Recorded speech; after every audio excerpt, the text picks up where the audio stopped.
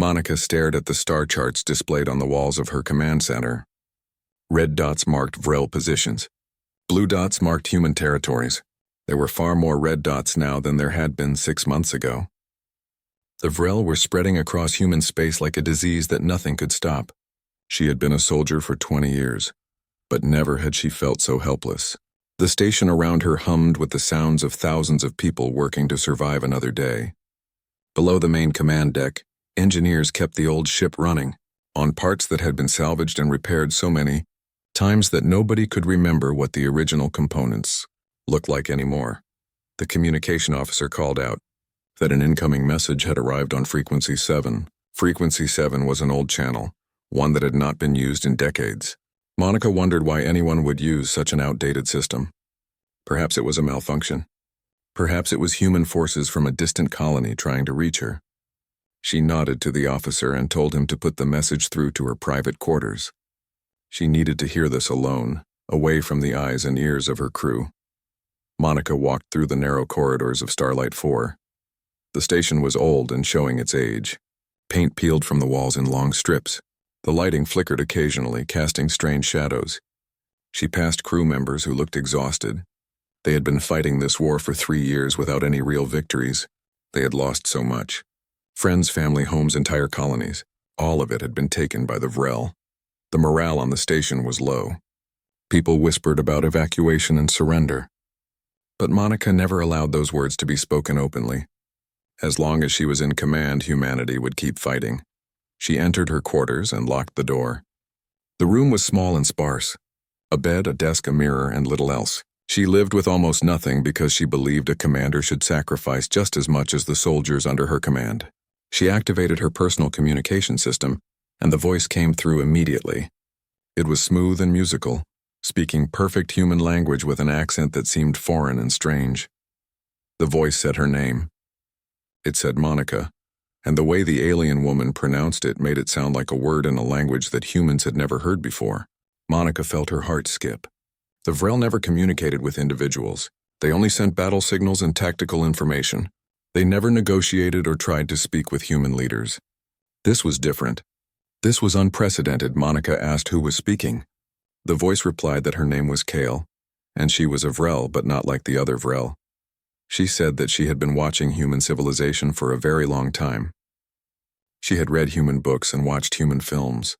She had learned about human history and human dreams. She understood that humans wanted to survive and protect their families, just like any living thing in the universe wanted to do.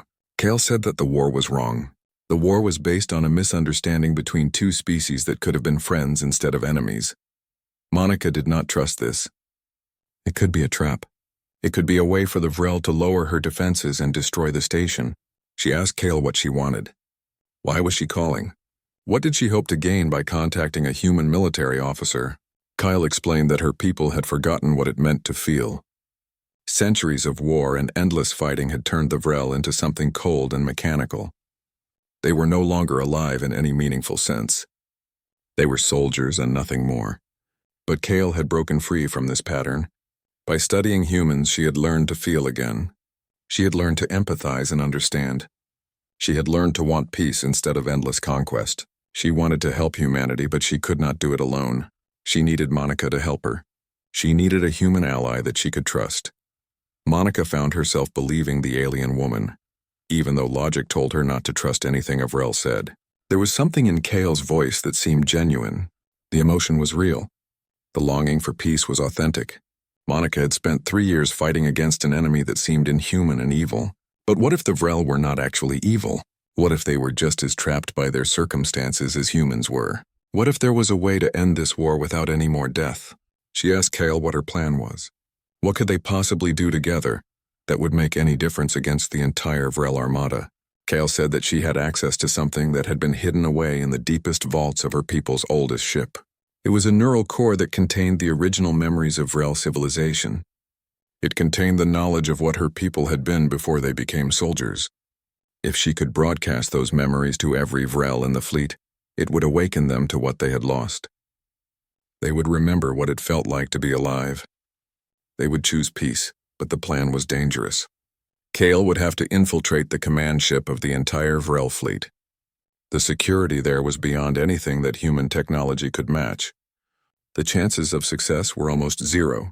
Kale would almost certainly be discovered and destroyed, but she was willing to risk everything because she believed that peace was worth dying for.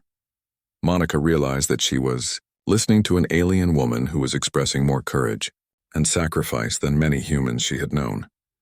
Kale was willing to give her own life for the possibility of ending a war that had caused so much suffering.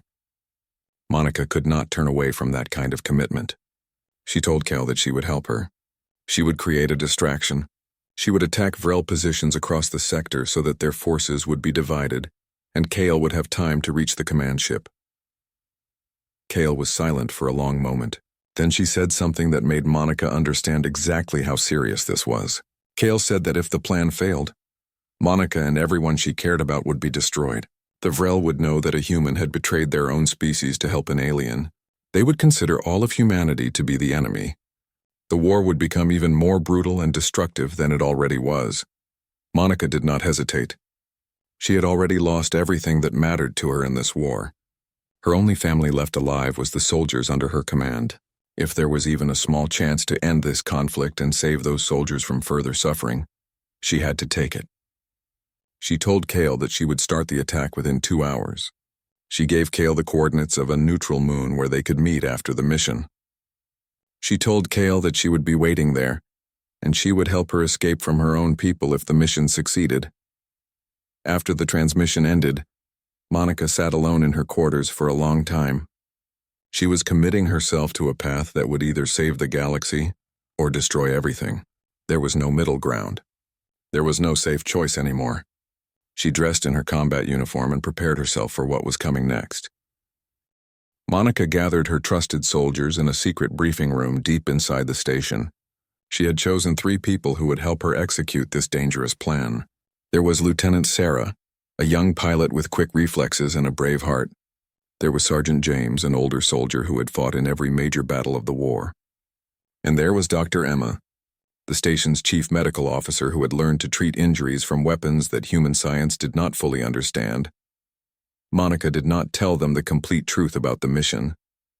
She could not reveal that she was working with an alien. They would think she had gone insane. Instead, she told them that intelligence had revealed a weak point in the Vrel defense grid. She explained that if they attacked 3 positions simultaneously across the sector, the Vrel would have to divide their forces. The diversion would give human colonies in the region time to evacuate to safer locations. It was not a complete lie. It was just a version of the truth that protected the real mission. Sarah and James and Emma all agreed to the plan. They had no choice. When a captain gave an order, soldiers obeyed. But Monica could see the worry in their eyes. This attack would be different from previous missions. This one felt personal. This one felt like it mattered more than all the others. Monica knew that her soldiers were right to worry. The stakes had never been higher. The 3 attack positions were located on different planets across the sector. Monica and her team would split up. Sarah would lead the assault on the first position. James would command the second attack. Emma would oversee medical support for both operations. Monica herself would lead the third attack personally. It would be the most dangerous position, the one closest to the primary Vrel fleet. But Monica could not ask her soldiers to do something she was not willing to do herself. The next few hours passed in a blur of activity. Ships were prepared. Weapons were loaded. Soldiers received their orders. Everyone on the station understood that this was going to be a serious battle. Some of them probably understood that many of them would not return alive, but they prepared anyway. They armed themselves and boarded the ships and prepared to fly toward danger, because that was what soldiers did.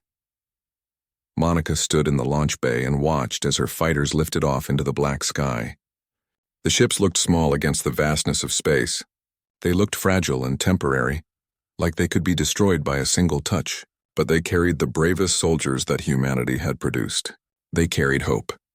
They carried the possibility of peace, though none of them knew that yet. She climbed into the cockpit of her own fighter. The controls felt familiar and right under her hands. She had flown combat missions in this very ship dozens of times before. She knew every system and every weakness. She knew how to make the old fighter do impossible things. She initiated the launch sequence and felt the familiar rumble of the engines powering up. The walls of the launch bay dropped away. She was suddenly alone in space, surrounded by darkness and stars. The attack on her target position began with a burst of weapons fire that lit up the darkness. Vrel ships responded immediately, their weapons firing back toward Monica's position. She dodged and twisted through the incoming fire with movements that looked almost impossible. Her years of training and her instinct for survival pushed her to move faster and faster. Behind her, other human fighters followed her lead, attacking the Vrel outpost with everything they had. The battle lasted for 30 minutes, that felt like 30 hours. Monica lost 3 fighters. The Vrel lost more, but they still maintained superior firepower. Slowly, Monica realized that she was going to have to retreat. She did not have the firepower to actually destroy the Vrel position. That had never been the goal anyway. The goal was just to be noticed. The goal was to make the Vrel think that a major human offensive was beginning. She transmitted a retreat signal to all her fighters. They regrouped and headed back toward the station, moving fast enough to avoid being completely destroyed. Behind them, the Vrel position was damaged but still operational. The Vrel fleet, however, was reacting exactly as Kale had predicted. Massive ships that had been positioned near the primary command vessel were now moving toward the attacked positions. The command ship was becoming less protected by the second. Monica received Kale's signal just as she entered the station's landing bay. The alien woman reported that she was in position. Her single pilot vessel was moving toward the command ship now. She said that the distraction had worked perfectly. The Vrel were too focused on responding to the human attacks to notice a single small ship moving through their formations. She said goodbye to Monica, and she said it in a way that suggested she might not survive what was coming next. Monica wanted to say something meaningful. She wanted to tell Kale that she believed in her. She wanted to tell Kale that her sacrifice would matter. She wanted to tell Kale that she was not alone. But the communication channel went silent before Monica could speak any of those words. All she could do was wait and hope and pray to whatever gods might exist in the universe that Kale would succeed. She left her fighter and walked back through the station toward her command center. Crew members looked at her as she passed. They had heard that the attack had not gone well. They probably thought the war was lost. They probably thought that the Vrel would soon destroy the station and everyone on it. Nobody could know that the real mission was happening right now, in the heart of the Vrel fleet. Monica took her position in the command center. All around her, officers and technicians watched the battle displays showing the 3 attack positions. They showed the Vrel response. They showed humanity losing ground as it always did. But Monica watched a different display. She watched the position of Kyle's small ship as it moved through Vrel space. She watched as it approached the command vessel. She watched as it docked in what appeared to be a maintenance bay. And then there was nothing to watch. The signal went dark.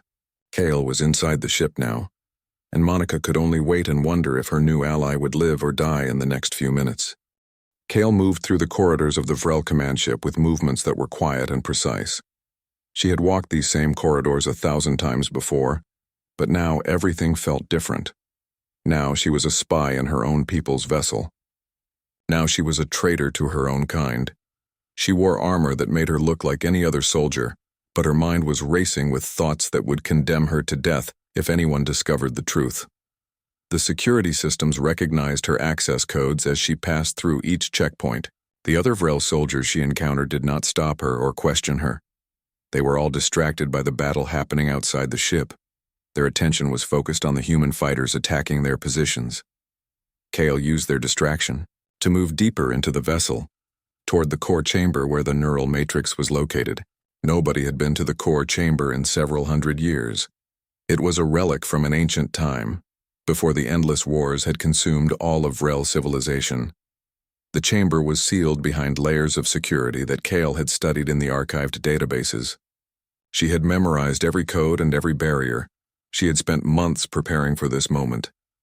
As she descended deeper into the ship, she felt the weight of history pressing down on her. She was about to unleash something that could change everything. The core chamber was vast and empty and filled with machines that hummed with quiet energy. At the center of the chamber sat a machine that was larger than anything Kale had ever seen before. It looked like it was made from crystal and light, and something that did not have a name in any living language. This was the neural matrix. This was the heart of everything that the Vrel had once been. Kale removed the small crystal from its protective case. This was the neural core that she had hidden and protected for years. It contained the memories of Vrel civilization from before the wars. It contained the emotions and the art and the music and the love that her people had once felt. She moved toward the matrix, and she began to insert the crystal into the ancient machine. Alarms suddenly erupted throughout the core chamber.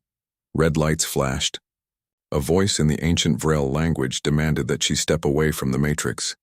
Kale turned and saw a commander standing in the entrance to the chamber, his weapon drawn and pointed directly at her. His armor was different from other soldiers. It was darker and more elaborate. This was one of the highest-ranking commanders in the entire Vrel fleet. The commander demanded to know what Kale was doing. His voice was harsh and mechanical, lacking any trace of emotion. He said that Kale had violated the most sacred laws of Vrel society. He said that she would be executed immediately. He raised his weapon to fire. Kyle did not run. She did not fight. She simply completed the motion of inserting the crystal into the matrix. Her hands moved with perfect precision, even as the commander fired his weapon.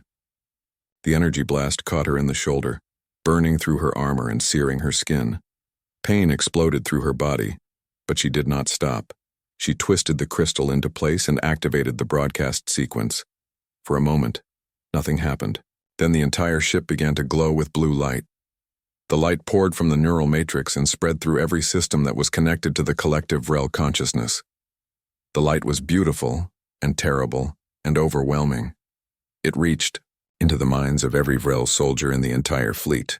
It opened channels that had been closed for centuries. It released memories that had been locked away and hidden. The commander staggered backward, his weapon falling from his hands. His armor began to glow with the same blue light. His movements became less rigid, less mechanical. His body shook as centuries of emotion and memory crashed into his consciousness all at once. He fell to his knees, overwhelmed by the sensation of feeling something after hundreds of years of numbness. Kale collapsed next to him, her wound burning with pain. She had succeeded. The memories were spreading through the fleet. Every Vrel soldier was experiencing the truth of what they had once been.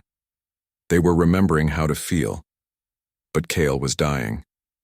She could feel her consciousness beginning to fade.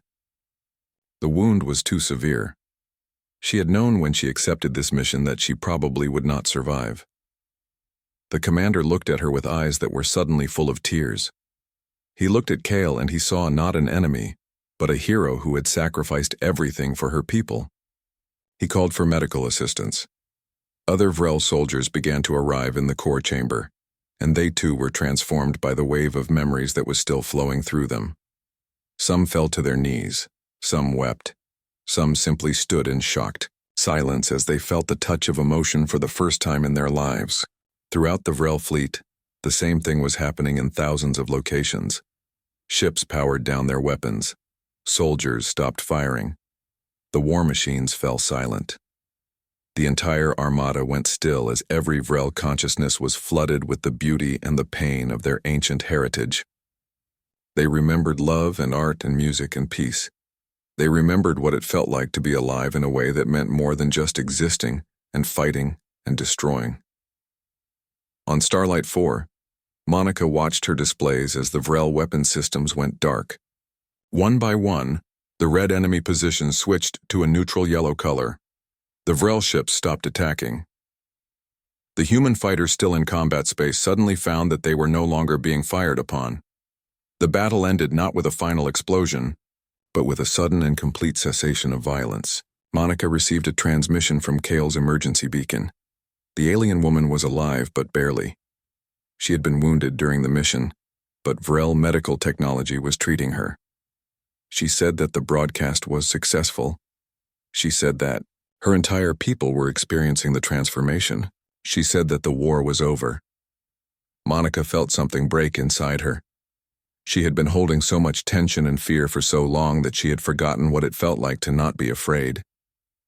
Tears ran down her face as she realized that the fighting had ended. The suffering was over. The loss might never be repaired, but no more soldiers would die. No more children would be orphaned. No more colonies would be destroyed.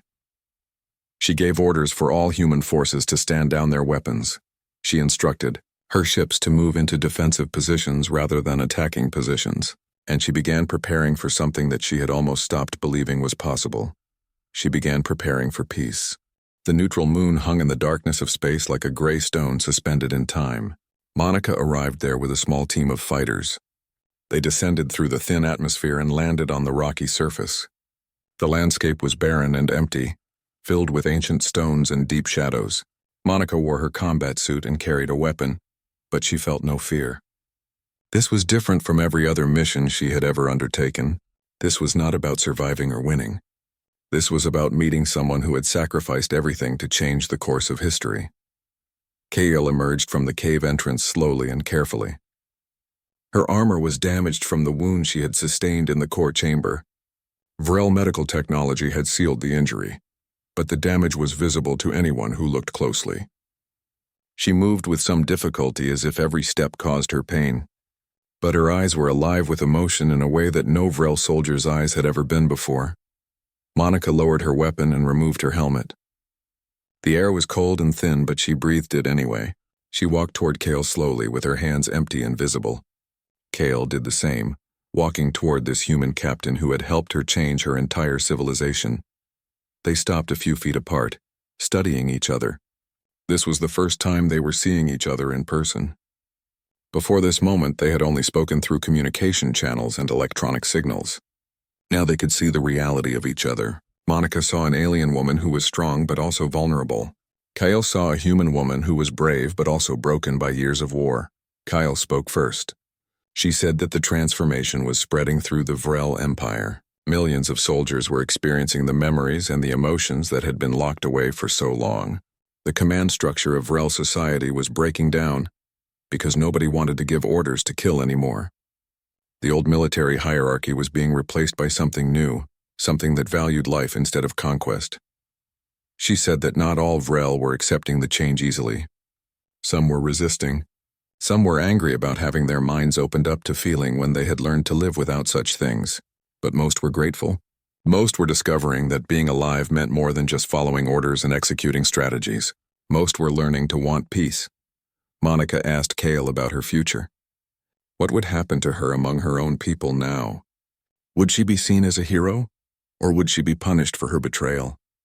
Kael smiled, and it was the first time Monica had ever seen an alien smile. It was beautiful and sad and full of longing. Kael said that she did not know what would happen. She might be celebrated. She might be condemned. Her people were discovering how to feel again, and that included the ability to feel anger and disappointment and regret. But she said that she did not care what happened to her personally. She had accomplished what she set out to do. She had given her people the opportunity to choose peace instead of endless war. Monica told Kael about the battle. She told her about the 3 attack positions and the distraction they had created. She told her about the moment when all the Vrel weapons went silent. She told her about the feeling of relief that had washed over the entire human fleet when they realized that the war was finally over. Kael asked about the casualties. How many human soldiers had been lost in the final battle? Monica gave her the numbers. The numbers were smaller than they could have been, but they were not small. 53 human soldiers had died in the fighting. 53 people who had families and friends and dreams that would never be realized. The cost of ending the war was still a terrible cost. Kael listened to each name that Monica spoke. The human captain had memorized every name of every soldier who had died under her command. She spoke each name as if it were a prayer, as if speaking the name aloud could honor the sacrifice that had been made. Kael stood silent and allowed the weight of those names to settle into her newly awakened consciousness. She felt the grief that came with understanding what war truly cost. Sarah and James and Emma emerged from the cave behind Kael. They had been waiting there since they arrived at the moon. They were representatives of humanity sent to meet with Vrel leadership and begin the process of negotiating a formal end to the war. They had not known that they would be meeting an alien woman who had single-handedly changed her entire civilization. A Vrel transport ship descended from the sky. It landed on the rocky surface, and a group of Vrel soldiers emerged. They were different from typical Vrel soldiers. Their armor was less heavy, less rigid. Their movements had more grace and fluidity. The highest-ranking commander among them approached Monica and Sarah and James and Emma. He introduced himself as Commander Marcus, one of the new leaders emerging from the reformed Vrel society. Commander Marcus spoke in perfect human language, just as Kale did. He said that he represented the new Vrel government, an organization that was trying to bridge the gap between what they had been and what they hoped to become. He said that the Vrel were ready to end the war. They were ready to negotiate. They were ready to restore the territories they had conquered. They were ready to begin the difficult work of making peace between two species that had spent 3 years trying to destroy each other. Monica asked what had changed. What had made the Vrel decide to suddenly stop fighting? Commander Marcus looked at Kale and he spoke with emotion in his voice that no Vrel commander would have been capable of expressing before the transformation. He said that they had been given a gift. They had been given the ability to feel again. They had been given the memories of what they once were, and they had been shown the path to peace by a soldier who was willing to sacrifice everything. He looked at Kale with gratitude and sadness. He said that Kale was a hero to her people, but she had also sacrificed her future to give her people that heroism. She had stepped outside of Vrel society to achieve something that no Vrel could achieve from inside the system. She was forever an outsider now, even though she had saved her entire civilization.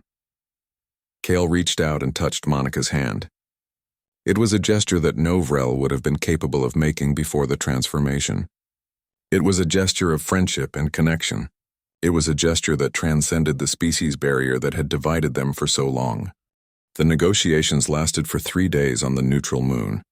Monica and her team worked with Commander Marcus and the other emerging Vrel leaders to establish the framework for peace.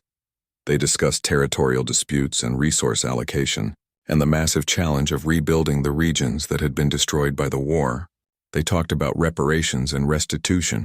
They talked about how two species could learn to live together instead of trying to destroy each other. Through it all, Kale remained close to Monica. She served as a translator not just of language but of culture and meaning. When the humans said something that the Vrel did not understand, Kale explained what they meant. When the Vrel expressed something that seemed alien to the humans, Kale helped them grasp the deeper truth beneath the words. She became the bridge between two civilizations. On the 3rd day, the peace agreement was finalized. Both species would withdraw their military forces from contested space. Both species would establish embassies on each other's worlds. Both species would work together to rebuild the colonies that had been destroyed. Both species would establish cultural exchange programs so that humans could learn about Vrel art and music and history, and so that Vrel could learn about human creativity and passion and dreams. It was not a perfect agreement. Nothing in life was ever perfect. But it was a beginning. It was a chance for something better than endless war. It was a chance for peace. Monica signed the agreement with her own hand. Then she handed the pen to Commander Marcus, who signed it with a gesture that contained centuries of changing meaning. Then Kale placed her name on the document as a witness to the transformation. The 3 signatures represented the moment that the war truly ended. The moment that two species chose to stop destroying each other and started learning to understand each other instead. That night, Monica and Kale sat together outside the cave watching the stars appear in the sky as the light from the distant sun faded. They did not speak for a long time. Words seemed inadequate to describe what they both felt. The war was over. Everything had changed. The galaxy would never be the same. Eventually, Monica asked Kale what she would do now. Would she stay with the Vrel, helping them rebuild their civilization? Would she become a leader in the new government?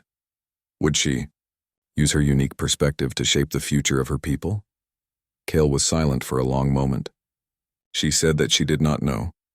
The Vrel were still struggling with the transformation. Many of them resented her for what she had done. They blamed her for forcing them to feel emotions that they had learned to live without. Some Vrel wanted to return to the old ways, to go back to the simplicity of being soldiers and nothing more. The new Vrel government might eventually decide that Kale was a threat to their stability, but Monica told her something that changed everything. She told Kale that she could come to human space.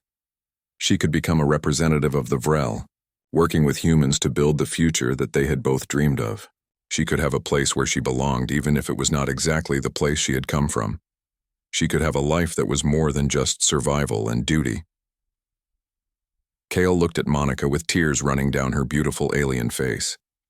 She said that she had given up hope of ever having a real life. She thought that her sacrifice meant accepting exile or death or endless loneliness. But Monica was offering her something different. Monica was offering her a chance to build something new.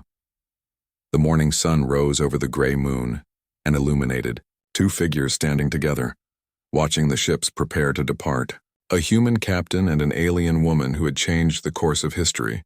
They stood so close that their shoulders almost touched. They stood in the quiet before the beginning of everything that was about to happen. Commander Marcus approached them and told them that it was time to leave. The peace delegation needed to return to human space.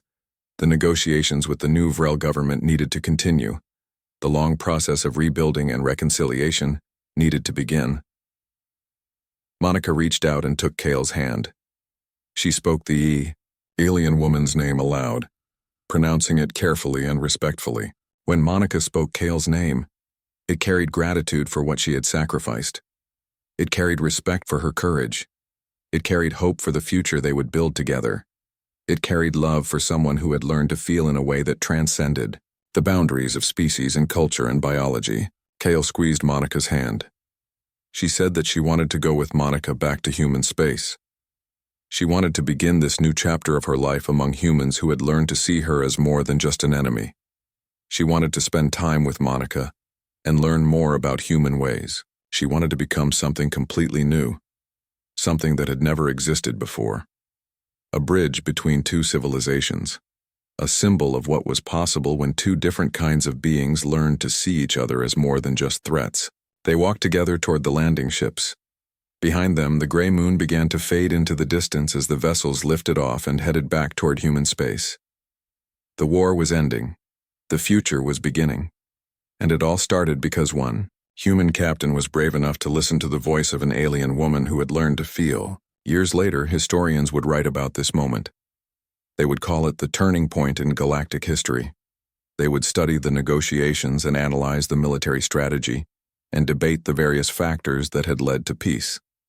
But what they would really be celebrating was the moment when Monica spoke Kale's name, and a human voice saying an alien name became the sound of hope and transformation. It became the sound of two species learning to see each other's humanity. It became the sound of the future.